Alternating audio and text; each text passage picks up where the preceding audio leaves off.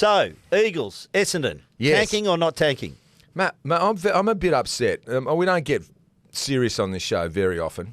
Well, a little bit serious, but, we generally try to have a light-hearted look at the world and stuff and try to give people information. But one of the sports shows, footy shows, gave Simo a touch-up, led by Kane Corns, like Cornsy. Because they didn't put one back at the end. Backed up by Craig Hutchison. Who came to our defence? Who?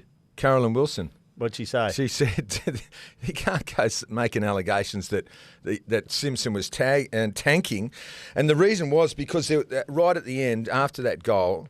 the marriage goal? Yeah, you can see Simo, and I'm not a lip reader, but it looked like he said no +1. No +1, no +1. Well, he wanted to go man on man. Yeah, and I asked Ryan to ask him about it last night, but he sort of gave a roundabout answer, just saying, how could I be tanking? We were 5 goals down, and then we stormed home, and then we just fell short.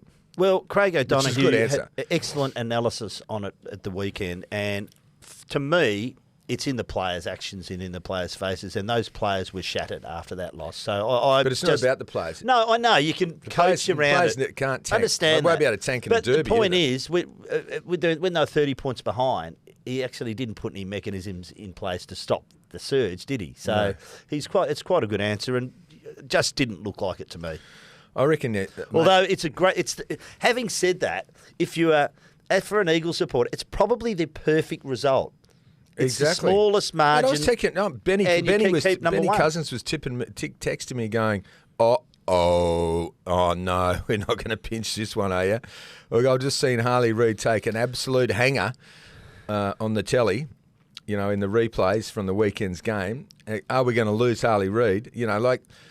So we are torn a little bit. I mean, they held up a yellow sign, which must be yellow time at West Coast, when for the last 30 seconds, the last minute.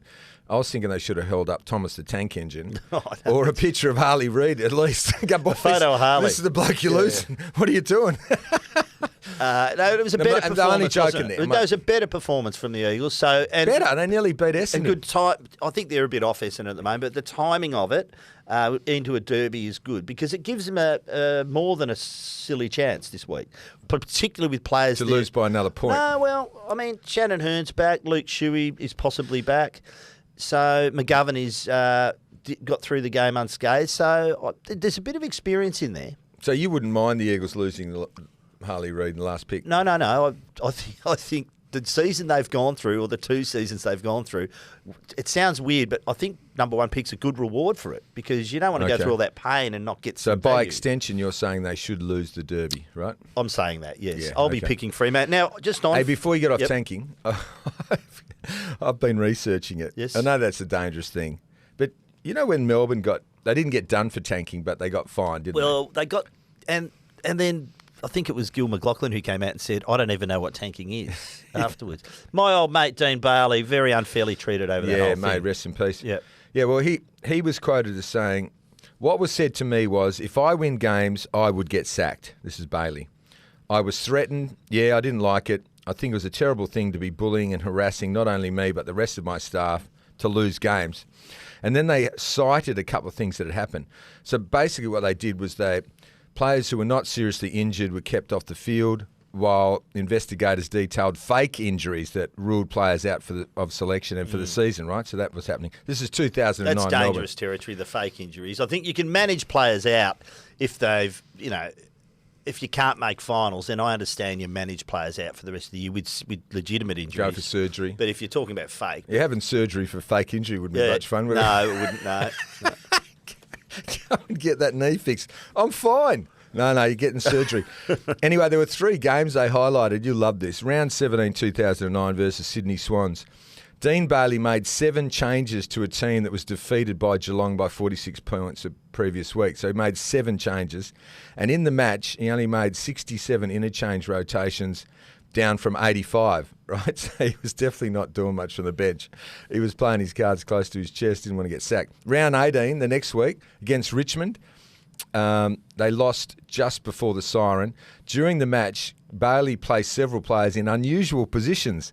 This included playing ruckman Paul Johnson and midfielder James McDonald in the back line, Playing forward, Brad Miller in the ruck, placing defenders James Frawley and Matthew Warnock in the forward line, as well as taking off Russell Robinson and Colin Sylvia and not replacing them. Well, might have just been Good mixing players. things up, Barra. And then the third game, round 22, this is the best one. Dean Bailey moves James Frawley off Nick Revolt. Okay? James Frawley is killing Nick Revolt. He hasn't scored. And he decides, Frawley needs to be moved. He puts Lyndon Dunn He was a handy player, on Lyndon. Revolt, who immediately kicks 3 goals. There you go. Before they go, whoa, we better put Frawley back. This is looking a bit obvious. Then he also subbed out. He took Liam Jarrah out of the game after he kicked 2 goals in a row. Well, you reckon they weren't tanking. You do go to the bench after a goal, though, which Got is one of 2 my goals, pet- though. Yeah, that's true.